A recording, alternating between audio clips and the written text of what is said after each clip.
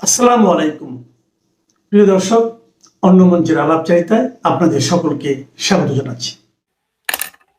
আবারও আপনার দর্শকদের কৃতজ্ঞতা জানাই যে আমাদের ভিডিওগুলো তারা দেখেন। তো আপনাদের জন্যই আমরা কথা বলি, আপনাদের মুখের ভাষাতে আমরা কথা বলি।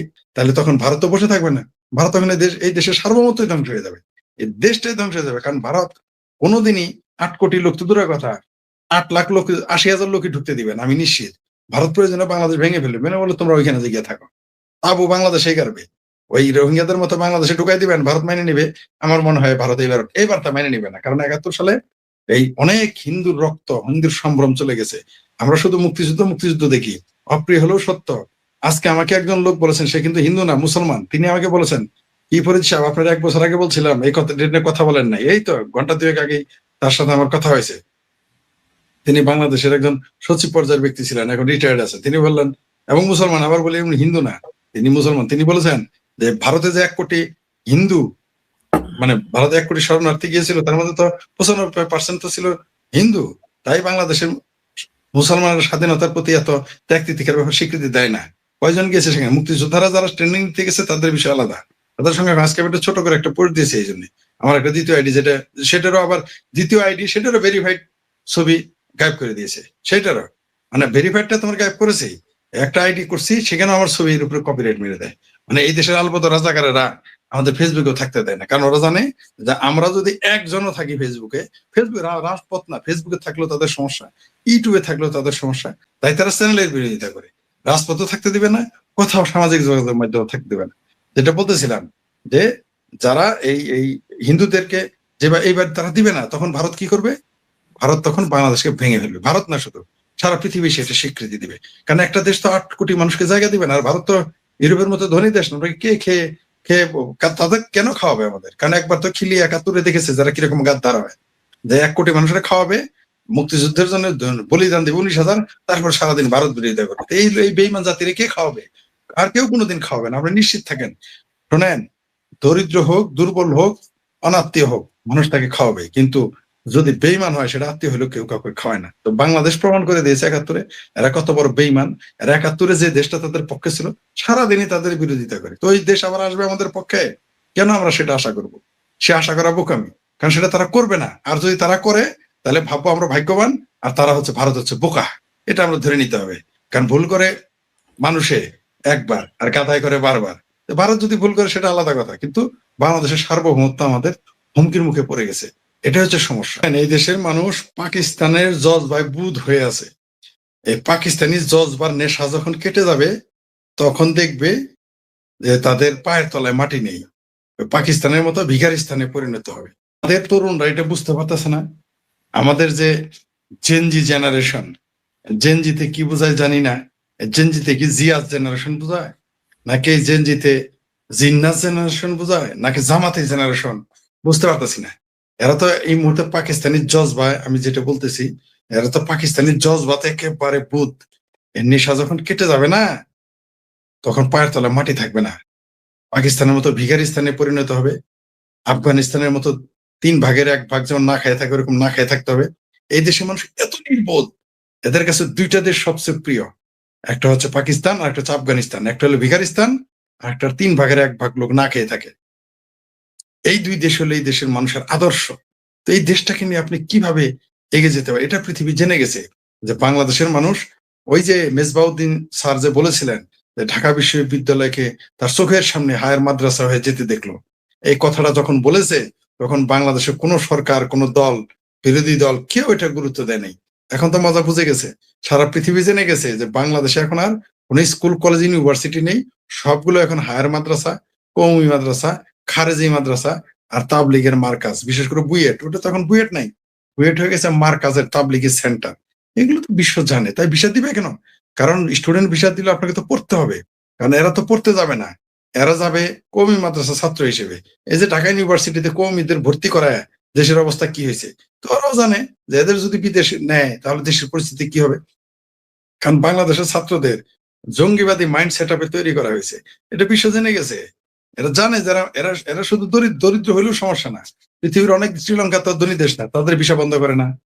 নেপাল দরিদ্র দেশ, তাদের নেপাল তো ধনী দেশ না, তাদের ভিসা বন্ধ করে না, বাংলাদেশে কেন বন্ধ করে? কারণ জানে বাংলাদেশে জঙ্গিবাদে ভরপুর, এরা মানসিকতায় একেবারেই নিম্ন পর্যায়ের এবং উগ্র, এটা জেনে গেছে। আর অর্থনৈতিকভাবে দেশ তো পঙ্গু হয়েই গেছে। ডক্টর ইউনূসের আমলে আসার পরে এই দেশে যে মানে মুসলিম সন্ত্রাসবাদ, মুসলিম উগ্রতা এই দেশে যে ছড়িয়ে গেছে, এটা তারা জানে না? পাকিস্তানের যে সন্ত্রাসী মৌলবীরা এই দেশে ওয়াজ করতেছে, তারা দেখতেছে না? এরা তো আসলে ওয়াজ করে না, তারা কি একটা ওয়াজে পাকিস্তানের মৌলবীরা এখানে টাকা নেওয়ার জন্য ওয়াজ করতে আসছে? এরা আসছে এখানে রিক্রুট করতে। এটা তো বিশ্ববাসী জেনে গেছে। তো বাংলাদেশ তো শুধু বাংলাদেশের গণতন্ত্রের জন্য বিপজ্জনক না, বাংলাদেশের এই মৌলবাদী গোষ্ঠীটা তো শুধুমাত্র বাংলাদেশের সংবিধানের জন্য বিপজ্জনক না, এটা পুরো পৃথিবীর জন্য বিপজ্জনক, এটা বিশ্ব জেনে গেছে। তাই তাদের আর ভিসা দিবে না। এবং এর কারণে কি হলো, আমাদের যে কর্মক্ষেত্র, আমাদের যে শিক্ষার যে প্রসার ঘটতো, সেটা স্থগিত হয়ে গেছে এবং ধ্বংস হয়ে যাবে। আর ডক্টর ইউনূস এই বাংলাদেশটাকে ধ্বংসই করতে চায়, তার জন্যই তো সে এখন ক্ষমতায়। এই জঙ্গিবাদীদের এই গোষ্ঠীর মধ্যে, তাবলিগের মধ্যে ফালাইছিল।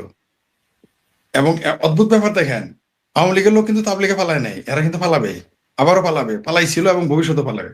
তো তাবলিগ যেটা হচ্ছে, এটা হতে পারে, অস্বাভাবিক কিছু না। পাকিস্তানে যারা বলছে পাকিস্তান থেকে আসবে, আসবে না ভাই, এসে গেছে অলরেডি। পাকিস্তানে পানিপথে জাহাজ তো এমনি আনে নাই, পরিকল্পনা করেই তো আনা হয়েছে, পরিকল্পনা বাইরে তো আনে না। এই পানির পথে এতদিন পরে, 50 বছর পরে পাকিস্তানের সাথে পানিপথে যোগাযোগ, আপনারা কি মনে করছেন এটা এমনি? এখানে অস্ত্র আসতেছে, গোলা বারুদ আসছে, আর বিমানেই তো চলে আসছে ট্রাক 25 টন, 25 টন পপি বীজ আনে যে এই দেশে বিমানে। তাহলে পানির জাহাজে কি আসতেছে বুঝে নেন, সেখানে মানুষ আসতেছে, অস্ত্র আসতেছে, কত কিছু আসতেছে, সেটা তার নতুন কিছু না। তবে তারা যে চেষ্টা করবে তাবলিগ এইখানে একটা বিভ্রান্ত করার জন্য, যেটাকে এর ব্যবহার করতে চাই, এটাই স্বাভাবিক। একটা পাকিস্তানি জজবা তৈরি করে চেষ্টা করবে, কিন্তু আমার মনে হয় তারা জজবা তৈরি করলে সফল হতে পারবে না। কারণ বাংলাদেশের মানুষ যেমন জুম্মার নামাজ পড়ে, জুম্মার নামাজ পড়ে আবার তারা কিন্তু গাঁজা খাইতে যায়, জুম্মা নামাজ পরেই কিন্তু আবার ইন্ডিয়ান ফেন্সিল খাইতে যায়, জুম্মা নামাজ পড়ার পরেই কিন্তু তারা আবার ওই ভারতের বার্মারি আবার খাইতে যায়, মাগরিব নামাজ পড়েই কিন্তু তারা আবার মাগরিব নামাজ পড়ে এসে কিন্তু এই দেশের মানুষের আবার ক্রিকেটের জুয়া খেলে, ঠিক আছে, ক্রিকেটের IPL এর জুয়াতে টাকা ধরে। তো এশার নামাজ পড়ে এসে আবার সেই টাকার ভাগা নেয়। তো এই দেশটাকে আফগানিস্তান বানাতে চাইলে হবে না। আর যদি কেউ চেয়ে থাকে, পরিণতি আফগানিস্তান পাকিস্তানের মতোই হবে। আর কেউ যদি এরকম চিন্তা করে যে এই দেশ আফগানিস্তান হইলে খুব ভালো থাকবে, আফগানিস্তান কেমন ভালো আছে সবাই তো জানে। বাংলাদেশে আপনি আরামে থাকতে পারেন না, আপনি আফগানিস্তান হবেন? যারা এখন মানে সুখে থাকতে তো ভূতে গেলায়, তাই বেশি ফাল পারতেছে এই দেশের কিছু মানুষ এই দেশটাকে মৌলবাদী বানানোর জন্য। কিন্তু রিয়ালিটি কিন্তু আলাদা। এই দেশকে আপনি যদি মৌলবাদী বানাইতে চান, তাহলে পাকিস্তানের মতো ভিখারিস্তান হইতে হবে, আর আফগানিস্তানের মতো 1/3 লোক না খায় থাকতে হবে। যার ভবিষ্যৎবাণী আমরা আপনার চ্যানেলের মাধ্যমে বহু আগেই করে রাখছি, যে বাংলাদেশ কিন্তু দুর্ভিক্ষের দিকে যাচ্ছে। যদি বাংলাদেশের কোনো কারণে মৌলবাদী শক্তিরা ক্ষমতা নিতে চায়, তাহলে এই দক্ষিণ এশিয়া অস্থিতিশীল হয়ে যাবে এবং এই বাংলাদেশ টিকবে না। আপনি নিশ্চিত থাকেন এই বাংলাদেশ টিকবে না, বহু মানুষ না খায় মারা যাবে। যারা এই প্ল্যান করতেছে বা করার যদি চিন্তা করে, তারাও না খেয়ে মারা যাবে, তারা নিজেরাও না খেয়ে মারা যাবে, আপনি দেখতে পাবেন।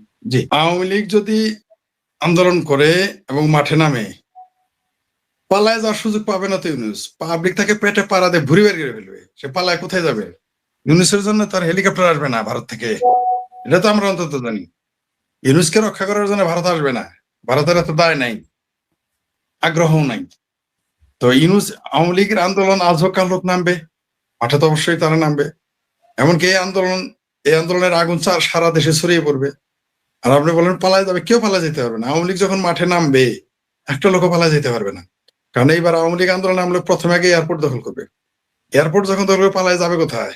আপনাকে দেশে থাকতে হবে, আর না হলে ভারতে পালায় যেতে হবে, যে ভারতের বিরুদ্ধে 7 সিস্টার খায় ফেলবে।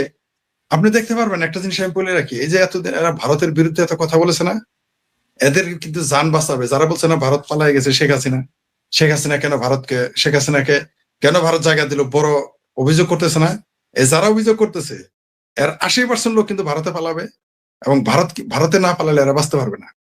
এই যে সাফা মারতেছে না যারা এখন বড় বড় লম্বা লম্বা কথা বলতেছে, কারণ এদের সামনে দুইটা রাস্তা খোলা। একটা হলো বাংলাদেশে থাকলে জনগণ, যেটা আমি বলি, পেটে পাড়া দিয়ে গুবের করে ফেলবে, অথবা তাদের ভারতে পালায় যেতে হবে।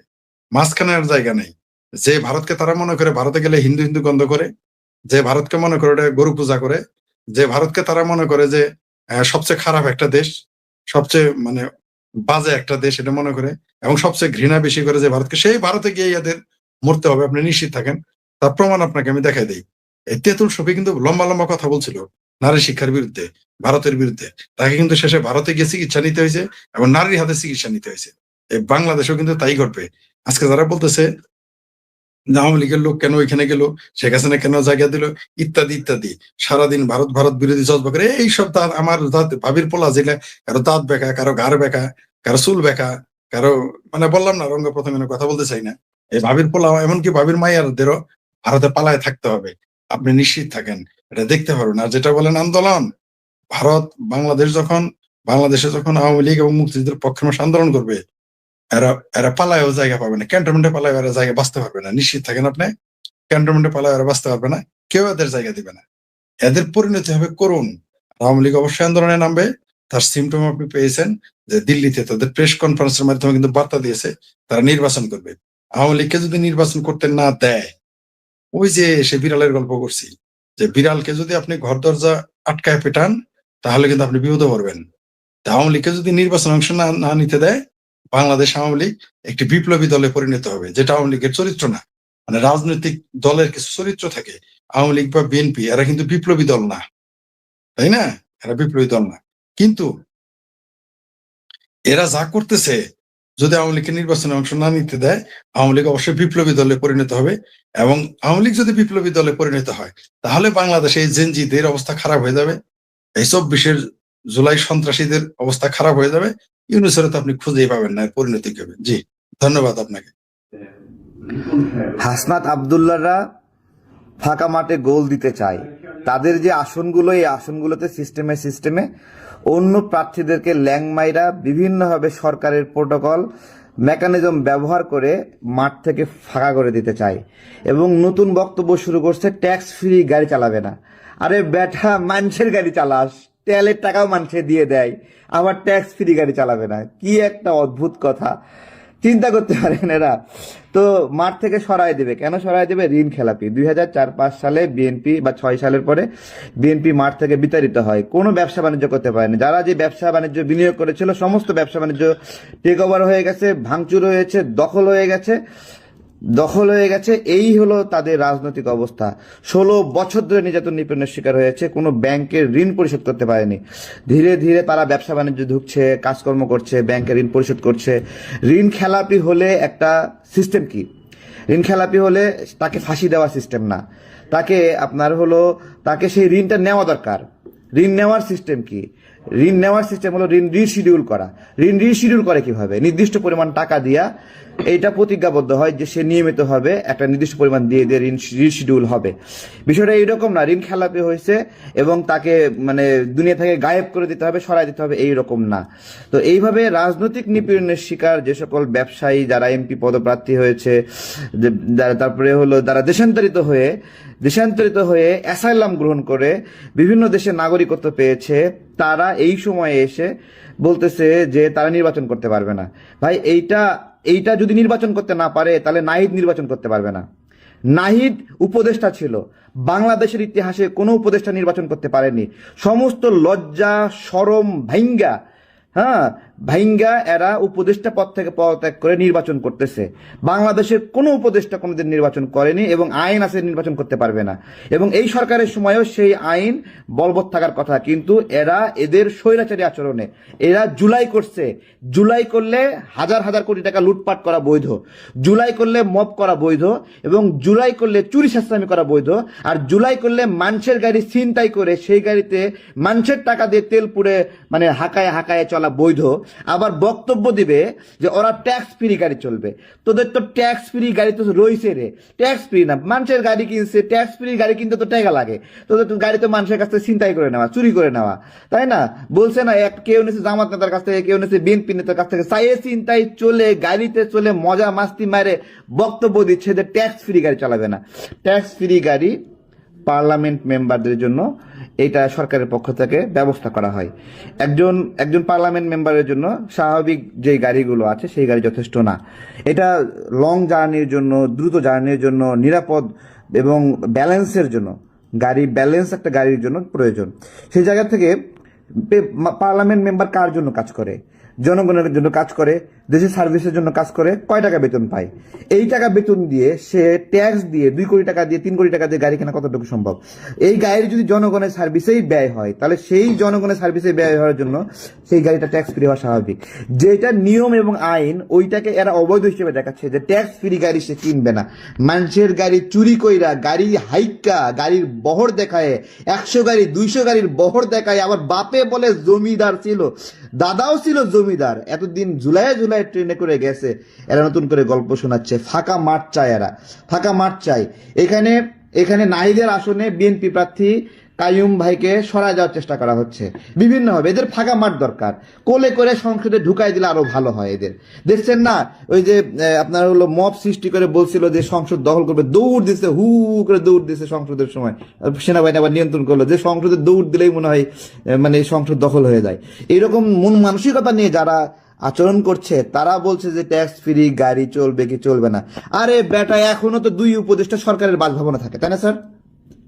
2 উপদেষ্টা সরকারের বাসভবনে থাকে না, এখনো পদত্যাগ করছে, এখনো থাকে। তারা আবার এগুলো ন্যায় নীতি শিখায়, ঠিক আছে? এবং অলরেডি গণনা শুরু হয়ে গেছে। গণনা এনসিপি থেকে সবাই পদত্যাগ করতেছে, শুরু হয়ে গেছে খেলা শুরু হয়ে গেছে। মজা মাস্তি, জেলা প্রশাসক অফিসে গিয়ে চান্দাবাজি, উপজেলা পরিষদ গিয়ে অফিসে গিয়ে চান্দাবাজি, সচিবালয় গিয়ে চান্দাবাজি। আজকে ন্যায় নীতি শিখাচ্ছে। 3 মাস ধরে, গণঅভ্যুত্থানের পরে 3 মাস ধরে খালি মব সৃষ্টি করে করে কোথায় প্রিন্সিপাল বদল করতে হবে, কোথায় ব্যাংকের এমডি বদল করতে হবে, বদল করলেই টাকা, বদল করলেই পয়সা। এবং ব্যাংকের সামনে গিয়ে দাঁড়াইছে, ব্যাংকের এমডি ভয়েতে ফোন দিয়ে বলছে, বাবা কত লাগবে, দিয়ে দিচ্ছি, তোমার আমার টেনশন দিও না। এই রকম করে চুরি চামারি করে যারা এই পর্যায়ে আসছে, যারা ফকিন্নির পুত ছিল এখন গাড়ির বহর নিয়ে বের হয়, তারা বলে যে ট্যাক্স ফ্রি গাড়ি চলবে না। এদের নৈতিকতা কোন জায়গায়? এরা হলো ফ্রি ফিল চায়, নির্বাচনে প্রতিদ্বন্দ্বিতা করতে চায় না। সেই সকল রাজনৈতিক বন্ধুরা যারা দীর্ঘদিন দেশান্তরিত ছিল, অ্যাসাইলামে ছিল, রাজনৈতিক আশ্রয় ছিল বিভিন্ন দেশে, বিভিন্ন ডকুমেন্টসের সমস্যা, বিভিন্ন কিছু দেখায় কই তোরা তো একটা জামাত প্রার্থীর বিরুদ্ধে মামলা করস নাই? জামাত প্রার্থী দ্বৈত নাগরিকত্ব নিয়ে গেছে না? দ্বৈত নাগরিকত্ব আছে, দ্বৈত নাগরিকত্ব ত্যাগ করবে, নির্বাচন করবে। এরা সবাই দেশান্তরিত ছিল, স্পেশাল কেস। স্পেশাল নির্বাচন বলছো না? এটা স্পেশাল নির্বাচন বলেই তো উপদেষ্টা হয়েও নির্বাচন করতেছো, তাই না? উপদেষ্টা হয়ে তুমি যে প্রোটোকল নিছো, যে অর্থ নিছো, যে অর্থ কামাই করছো, চুরি চামারি করছো, সেইটা নিয়েই তো নির্বাচন করবা। তুমি মিয়া উপদেষ্টা হয়ে চুরি চামারি করে, বাটপারি করে, বাপকে দিয়ে হলো লুটপাট করাইছো, দখলদারি করাইছো, দখলবাজি করছো, চাঁদাবাজি করছো বাপকে দিয়ে। নাহিদ, হ্যাঁ, তুমি এখন ঢাকা 11 আসনের পার থেকে সরায় দেওয়ার জন্য ষড়যন্ত্র করতেছো। খেলতে পারো না, হ্যাডাম নাই, জামাতের সাথে জোট করছো, রাজাকারদের সাথে জোট করছো। এই বাংলাদেশে জামাত বিভিন্ন সময় সাপ্লিমেন্ট হিসেবে ছিল, বিভিন্ন দলের সঙ্গে গিয়ে 2টা 1টা 3টা আসন পাইছে। জামাতকে জেতানোর জন্য যারা সেখানে জোটবদ্ধ হয়েছে, জামাত যদি ক্ষমতায় যায়, এই এনসিপি আদর্শিক ভাবে জামাতকে যদি ক্ষমতায়ন করে, তাহলে ওই দায়টা থাকে যাবে এনসিপি, যে এরা হলো রাজাকারকে ক্ষমতায়িত করেছে। এই হলো অবস্থা। বলছে না আগে যে জুলাই আসছে, 71-এর আর বেল নাই? এই রাজাকাররা বলছে না জুলাই আসছে, মুক্তিযুদ্ধের আর বেল নাই? এই যে যারা জুলাই দিয়ে মুক্তিযুদ্ধকে মাটি চাপা দেয়, তাদেরকে যারা শক্তিশালী করে, তারাও রাজাকার। রাজাকার একটা মানসিক বিষয়। অলি আহমেদ মুক্তিযোদ্ধা ছিল, আজীবন মুক্তিযোদ্ধা থাকার সুযোগ নাই। যখন তাকে সে বলবে গোলাম আজম ওর বাপ, তখন তাকে তার মুক্তিযোদ্ধা পদ খারিজ হয়ে গেছে। আখতারুজ্জামান যখন তাকে বলছে গোলাম আজম ওর বাপ, তখন তাকে ওর মুক্তিযোদ্ধা খারিজ হয়ে গেছে। মুক্তিযুদ্ধ একটা আদর্শিক বিষয়, রাজাকারও একটা আদর্শিক বিষয়। যে মুক্তিযুদ্ধের আদর্শিক বিষয়কে অন্তর্ধারণ করবে, সে মুক্তিযুদ্ধের আদর্শে আদর্শিত। আর যে গোলাম আজমকে বাপ মনে করবে, সে গোলাম আজমের আদর্শে আদর্শিত। গালি দিয়ে লাভ নাই, যুক্তি দিয়ে কথা বলো, বুদ্ধি দিয়ে কথা বলো। আমি একটাও গালি দিচ্ছি এই পুরো কথার মধ্যে? রাজাকারকে রাজাকার বলছি, তুমি আমাকে বলো, আমার যে পরিচয়, তুমি আমাকে বলো মুক্তিযুদ্ধের পক্ষের দালাল বলো, কোনো সমস্যা নাই। আমি তোমাকে রাজাকারের দালাল বলছি, তুমি আমাকে মুক্তিযুদ্ধের পক্ষের দালাল বলো, কোনো সমস্যা আছে? তোমার কাছে তো মুক্তিযুদ্ধ একটা গালি। বলছে না রাজাকার আগে ছিল দুর্নাম, এখন হয়ে গেছে প্রশংসা, রাজাকার এখন হলো গৌরবের বিষয়। বলছে না জামাতি ওয়াজি বলছে। তো এগুলোর হ্যাডাম নাই। অলরেডি কান্নাকাটি শুরু হয়ে গেছে, বলতেছে নির্বাচনে থাকবে কিনা বিবেচনা করতে হবে। নির্বাচনে এত সোজা না বাবা। 200টা কেন্দ্রে 3 জন করে এজেন্ট যদি রেডি রাখো, তাহলে 200টা কেন্দ্রে 600 লোক খালি একে পাক্কা দিলওয়ালা, অন্যদিকে কনভিন্স হওয়া যাবে না এরকম লোক দরকার। এত সোজা না, নিজেদের নির্বাচনে হ্যাডাম নাই, নতুন তারুণ বিভিন্ন কিছু নাম দিয়েছে, পুরান দলকে বাপ ডাইকা সেখানে গিয়ে জোট বাঁধতেছে। আরে বাবা, আমরা তো ছোট দল, আমরা তো কোথাও গিয়ে জোটবদ্ধ হইনি। জোটবদ্ধ হয়েছি আমরা যে কথা বলতেছি ন্যায় কথা বলতেছি। এখানে জামাত হোক বিএনপি হোক, এখানে তারা রাজনৈতিকভাবে নিপীড়িত ছিল। আরে ভাই, আমি তো এই নির্বাচনে আওয়ামী লীগকেও এই নির্বাচনে চাই। আমি চাই সবাই নির্বাচন করবে। এত ভয় পাও কেন? এত আত্মবিশ্বাস, এত হ্যাডাম, তাহলে ভয় পাও কেন? ভোটকে ভয় পাও কেন? আওয়ামী লীগের ভোটের জন্য কান্নাকাটি শুরু করে দিয়েছে, সেই আওয়ামী লীগকে ভোটে চাও না। যেই ব্যক্তি ভোটার, তার দুটো যোগ্যতা, একটা হলো ভোট দেওয়ার যোগ্যতা আর নিজের প্রার্থী হওয়ার যোগ্যতা। তাহলে তাকে প্রার্থী হতে দিবা না কিসের জন্য? খালি ভোটটা দরকার। ভোট দেওয়ার জন্য বলতেছে যে আওয়ামী লীগের সব দায় তার। আর একজন বলতেছে যে আওয়ামী লীগকে আর গ্রেপ্তার করা যাবে না, আর একজন বলতেছে আওয়ামী লীগের কি হয় দেখবে, আর একজন বলতেছে আওয়ামী লীগকে সে নিষিদ্ধ চায় না। বিভিন্ন কত রকমের বক্তব্য। আর আমি যখন বলি তাদেরও ভোটাধিকার আছে, তাদেরও ভোট প্রদানের অধিকার আছে, তাদেরও প্রার্থী হওয়ার অধিকার আছে, তখন হয়ে যায় আমি দালাল। এই তো আমি আমার যে রিকনসিলেশনের কথা, বাংলাদেশে প্রথম রিকনসিলেশনের কথা আমি বলছি। কই 2 দিন আগে নাইট ভোট পাওয়ার জন্য বলছে না রিকনসিলেশনের কথা? ট্রুথ কমিশনের কথা বলছে না? তা আমার কথাই তো বলছে। তারপর 4 দিন আগে ইউনূস সাহেব বলছে না রিকনসিলেশনের কথা? বলছে না রিকনসিলেশনের কথা? বলছে না? তো তাহলে সমস্যা কি? তো এই বাংলাদেশে এই নির্বাচনটা একটা সুন্দর নির্বাচন হতে পারত, সুন্দর নির্বাচন হতে পারত। কোন রাজনৈতিক পক্ষকে বাইরে রাখার অর্থ কি জানেন? বাইরে রাখার অর্থ হলো ওই রাজনৈতিক পক্ষকে নিয়ে অন্যরা ষড়যন্ত্র করবে, অন্যরা তার ভোট নিতে চায়, অন্যরা তার জায়গা নিতে চায়। জনগণকে ভালোবাসা ভোট নেবা, তুমি সিস্টেমে একজনকে মাইনাস করে কেন ভোট নেবা? তোমার এত হ্যাডাম, তোমরা খালি মাইনাস চাও, মাইনাস চাও। তো মাইনাস চাইলে সবার মাইনাস চাও। 2 জন জামাত থেকে বের হয়ে গেলে বিএনপি থেকে 2 জন বের হবে। জামাত বিএনপি, দেখেন এটা স্পষ্ট কথা বলতেছি, বিএনপির ভাইরা রাগ করবেন না, আমার কথা রাগ করার সুযোগ নাই। আমি ভাই সবাইকে নিয়ে নির্বাচনে, আমি সবাইকে নিয়ে চাই, আমি এত ভয় পাই না ভাই। 3 বছর 4 বছর 6 বছর 10 বছর 15 বছর থাকা লাগবে না। আমি ওই দিন এমপি হতে চাই যেদিন মির্জা আব্বাসের মতো আমার বয়স হবে, সালাউদ্দিন ভাইয়ের মতো আমার বয়স হবে, তাহের ভাইয়ের মতো বয়স হবে, তখন আমি এমপি হবো। আমি এতদিন খালি কাজ করবো, অপেক্ষা করবো, আমার দরকার নাই এত তাড়াহুড়া, আমার প্রয়োজন নাই। আমি এত অধৈর্য হবো কিসের জন্য? এখানে শর্টকাটে ক্ষমতায় যাওয়ার জন্য, minus system, mechanism, meticulous design. গণ অভ্যুত্থান আমরা সবাই করছি, গণ অভ্যুত্থান শুধু ডক্টর ইউনূস করেনি, গণ অভ্যুত্থান আমরা সবাই করছি, গণ অভ্যুত্থান রেজওয়ানা করেনি, গণ অভ্যুত্থান আমরা সবাই করছি, খলিল সাহেব গণ অভ্যুত্থান করেনি। তারা গণ অভ্যুত্থান না করেও এখানে বিদেশি নাগরিক হয়ে উপদেষ্টা হতে পারছে, মন্ত্রী পদমর্যাদা যেতে পারছে, মন্ত্রীর চেয়েও বড়। আজকে সাধারণ এমপি নির্বাচনে ক্যান্ডিডেট হবে, বিদেশে পলাতক অবস্থায় ছিল, অ্যাসাইলামে ছিল, রাজবন্দী হিসেবে ছিল বিভিন্ন জায়গায়, তারপরে ব্যবসা বাণিজ্য লুটপাট হয়েছে, তারা ঋণ খেলাপি হয়ে গেছে। তারা এখন রিকভার করার সুযোগ পাবে না, তারা এখন আত্মহত্যা করবে, তারা এখন মরে যাবে। হ্যাঁ, আর তোমরা হলো এই উপদেষ্টা থেকে লুটপাট করে এখন তোমরা হলো নির্বাচনে অংশগ্রহণ করবা, তাই না?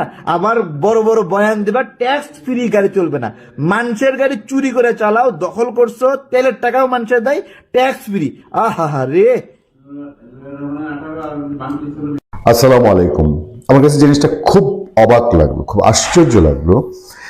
এই যে তারেক রহমান বিএনপি চেয়ারম্যান, তার আসার পরে তার হাই সিকিউরিটি, আমরা সেনাবাহিনীর সমর্থনে দেখেছি সেই সিকিউরিটি, মানে এর চেয়ে সিকিউরিটি একটা নাগরিককে, জাস্ট দেশে উনি একটা দলের প্রধান এবং একজন নাগরিক, হ্যাঁ ঠিক আছে, উনি ব্যতিক্রম শুধু এই জায়গায় যে তিনি স্পেশালি একটা দলের, বড় দলের নেতা, তার থ্রেট আছে, খুব স্বাভাবিক, রাজনীতিবিদদেরই এমনি থ্রেট আছে, তার আছে। কিন্তু তার যে নজিরবিহীন নিরাপত্তা, এই নিরাপত্তা এমন নিরাপত্তা যেটা চোখে পড়েছে তার বিরোধীদের। জামাতে ইসলামী গিয়ে প্রধান উপদেষ্টা বলেন আর নির্বাচন কমিশন বলেন, সেখানে গিয়ে বিচার দিচ্ছে যে নিরাপত্তাটা এত বেশি মাপের, মানে এত হাই প্রোফাইল নিরাপত্তা হচ্ছে, এটা জামাতের জন্য একটা গায়ের কাটা হয়ে দাঁড়িয়েছে, এরকম তো বিষয়টা। তাহলে সেই সিকিউরিটি কেমন সিকিউরিটি? সেই সিকিউরিটির মাঝে ওই ভদ্রলোকে, যাকে এত সিকিউরিটি দেওয়া হচ্ছে, তার যে জিপ, বুলেট প্রুফ জিপ, সেটার মধ্যে চলতি অবস্থায় তিনি আছেন, সে জিপের মধ্যে আছেন, তখন এসে খাম লাগিয়ে দিয়ে গেল একটা মোটর সাইকেলে করে, মানে কোনো একটা কমান্ডো অপারেশনও না, কমান্ডো অপারেশনকে ফেল করার মতন। তার সাথে জেনারেল নিরাপত্তা, যা সরকার যে নিরাপত্তা, সেই নিরাপত্তা আছে, এবং তাদের যে বিএনপির নিজস্ব যে নিরাপত্তা বাহিনী, বিএনপির চেয়ারম্যানের সিএসএফ, এর আগে যেটা ছিল চেয়ারপারসন সিকিউরিটি ফোর্স, সে সিএসএফ আছে। আমি ভিডিওতে সিএসএফ এর যাদেরকে দেখি তাদের প্রায় প্রত্যেককে চিনি, বহুবার দেখেছি, বহুবার কথা হয়েছে। তারা সব চৌকুশ, প্রত্যেকেই চৌকুশ, মানে রিটায়ার্ড আর্মি পার্সন হওয়ার পরেও, বিভিন্ন র্যাঙ্কের আছে, হওয়ার পরেও তারা পেশাদারিত্বের মধ্যে থাকেন। বেগম খালেদা জিয়ার নিরাপত্তা ম্যাক্সিমামই সিএসএফ দিয়েছে, আমরা কাছে থেকে চোখ দিয়ে দেখা। এবং সিএসএফ সেটা পর্যায়ে তাদের একটা ভালো সেট আপ আছে পর্যন্ত, আমি এর ভেতরকার আর বিশেষ কিছু বলতে চাই না। খুব ভালো একটা সেট আপ নিয়ে যতটুকু সম্ভব টেকনোলজি ইউজ করে তারা বিএনপি চেয়ারপারসন বা চেয়ারম্যানের সিকিউরিটি দিয়ে থাকেন। সেই সিএসএফ গাড়িতে ছিল এবং আশ্চর্যজনকভাবে যখন তারেক রহমান তার গুলশান অফিস থেকে তার বাসায় ফিরছিলেন, সেই সময়ে যখন এই খালি একটা খাম তারেক রহমানের গাড়ির ওই লুকিং গ্লাস যেটা থাকে সেই গ্লাসের মধ্যে লাগিয়ে দিয়ে গেল। পত্রিকার বর্ণনায় আমরা যা পেয়েছি তাতে হলো যে গাড়ি চলতি অবস্থায় একটা সাদা মোটরসাইকেল, হাঙ্ক বা এই টাইপের একটা মোটরসাইকেল একজনে এসে এটা লাগিয়ে দিয়ে চলে গেছে। পুলিশ এখন তদন্তে নেমেছে, পুলিশ নিজে জিডি করে তদন্ত করছে। কিন্তু চোখে আঙ্গুল দিয়ে কি দেখিয়ে দিয়ে গেল যে তোমরা যে নিরাপত্তা করো, এই নিরাপত্তা কতটা ভঙ্গুর দেখো। তো তারেক রহমানকে নিয়ে তো অনেক বড় থ্রেট আমরা শুনি, আমরা তো পত্র পত্রিকা নিউজ পেপার বা যারা বিশ্লেষণ করেন তাদের কাছে শুনি যে অনেক বড় থ্রেট তাকে নিয়ে। তার দেশে আসার মতোই সিচুয়েশন ছিল না, এত বড় থ্রেট। তো দেশে এসছেন, সাহস করে এসছেন, তার দলের নেতাকর্মীরা, সমর্থকরা তাকে মনোবল দিয়ে, মানসিক সমর্থন দিয়ে তাকে নিয়ে এসছে। তারপরে যদি এই সিচুয়েশন হয় যে সরকারের সমস্ত মেকানিজম, গোয়েন্দা মেকানিজম, তার ব্যক্তিগত নিরাপত্তার পরে এই ধরনের নিরাপত্তার থ্রেট তৈরি হবে, তাহলে বিষয়টা একটু ভাববার বিষয় না? যে এমন কোনো ভেতরে থাকে না যে ভেতরে বড় ফাঁকা, যেটা কেউ না কেউ জানে যে কিভাবে কি করতে হবে। তাকে কি চোখে আঙুল দিয়ে দেখিয়ে দিল যে তোমার যত নিরাপত্তাই হোক আমাদের হাতে চাবিকাঠি? আর ওই খামের রহস্য আমাদের সামনে উন্মোচিত হওয়া দরকার, জনগণ জানা দরকার। কারণ তার যারা ফলোয়ার্স, নেতাকর্মী আছেন তারা নিশ্চয়ই উদ্বিগ্ন হবেন এই খবরে। আমি আরো একটা দিক এই আলোচনায় একই সাথে যুক্ত করি। সালাউদ্দিন আম্মার, রাকসুর জিএস, এগুলো যার পর্ণায় কীর্তি কারখানা করছে, রেগুলার বর্ণনার বাইরে বর্ণনা দেওয়ার না, সে ইন্ডিয়া নিয়ে যা করছে, তারপরে আপনার শিক্ষকদের সাথে যা করছে, এটা আসলে আর এখন ছাত্র পর্যায়ে না, এরা একটা ক্যাডার পলিটিক্সকে ভিন্নভাবে এরা নিয়ে আসছে। এই যে এই সুযোগে, 5 আগস্ট পরবর্তী সুযোগে রাজশাহী বিশ্ববিদ্যালয়ে তারেক রহমানকে নিয়ে একটা ব্যানার টাঙালো এক শিক্ষক। দেখেন, শিক্ষক ব্যানারটা গেছে, সেটা সেই শিক্ষকের ফেসবুকে পোস্ট দিয়া টাইমলাইন বাইরে দিচ্ছে, বেলা 2টার মধ্যে এটা নামাইতে হবে, নামাই নাই লেখা সে নিজে গিয়ে তারেক রহমানের এই জামানায় তারেক রহমানের ব্যানার রাকসুর শিবিরের প্যানেলের জিএস ছিঁড়ে ফেলতেছে। কি অভিযোগ? যে শিক্ষকরা দলীয় রাজনীতিতে জড়িত হচ্ছে। ওরে বাপরে, কি মহাকর্তা! জামাত কি রাজনীতি করে? জামাত তো ইন্টারনাল রাজনীতি করে। জামাতের তো এইরকম ব্যানার দিয়ে, পোস্টার দিয়ে লাগে না। এই যে 17 বছর বাংলাদেশে জামাত রাজনীতি করেছে, তালিমের নামে রাজনীতি করেছে, মহিলাদের কাছে তালিমের নামে গেছে, ধর্মের নামে গেছে, গিয়ে তাদেরকে জামাতে ইসলামীর আদর্শে, ধর্মকে ব্যবহার করে আদর্শ উদ্বুদ্ধ করার কাজ করেছে। তারা ছাত্রলীগের ভেতর থেকে ছাত্রলীগ সেজে জামাত হয়ে কাজ করেছে। তাদের শিক্ষকরা, কোন শিক্ষক যে জামাতে ইসলামী করে, এইটা মানে তারা নিজেরা যদি ওপেন না হয় তাহলে কেউ বুঝতেও পারে না যে এই বিএনপি করা এই লোকটা সবচেয়ে বড় জামাত। এটা তো বাংলাদেশে অলরেডি প্রমাণ হয়েছে। তাদের শিক্ষকরা তাদের গুপ্ত স্টাইলে পলিটিক্স করতে পারবে। বিশ্ববিদ্যালয় প্রশাসন, সিন্ডিকেট, সিনেট, তারপরে ডিপার্টমেন্টাল ডিন, বিভাগীয় প্রধান, সব হয়ে যেতে পারবে জামাত কানেকশনে। ইভেন এই রাজশাহী বিশ্ববিদ্যালয়ে জামাতি শিক্ষক, তিনি নিয়োগের তদবির নিয়েছেন, নিয়োগের তদবির শুনেছেন, জামাতের এমপি প্রার্থীর রিকোয়েস্ট পেয়েছেন।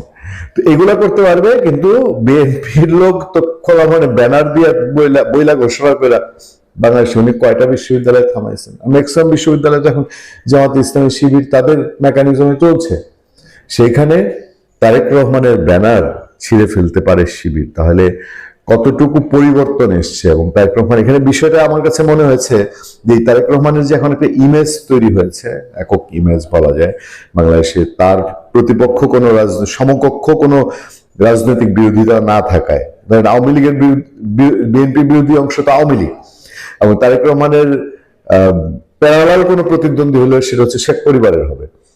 এর বাইরে তো কিছু তৈরি হতে পারেনি। এখন ওই যে ইমেজটা এখন একক তারেক রহমানের, এই ইমেজটা একটা ধাক্কা দেওয়া দরকার, এবং সেই ধাক্কাটা দেওয়ার চেষ্টাই বোধ হয় এই তার পোস্টার ছিঁড়ে ফেলার ঘটনা। ভালো থাকবেন, সুস্থ থাকবেন। এই দুই ঘটনা নিশ্চয়ই আমাদেরকে খুব শুভ ইঙ্গিত দেয় না। আপনার সাথে আমি পোস্টার ছিঁড়ে ফেলার ঘটনা। ভালো থাকবেন, সুস্থ থাকবেন। এই দুই ঘটনা নিশ্চয়ই আমাদেরকে খুব শুভ ইঙ্গিত দেয় না। আপনার সাথে আমি আতিক রহমান, পূর্ণিয়া।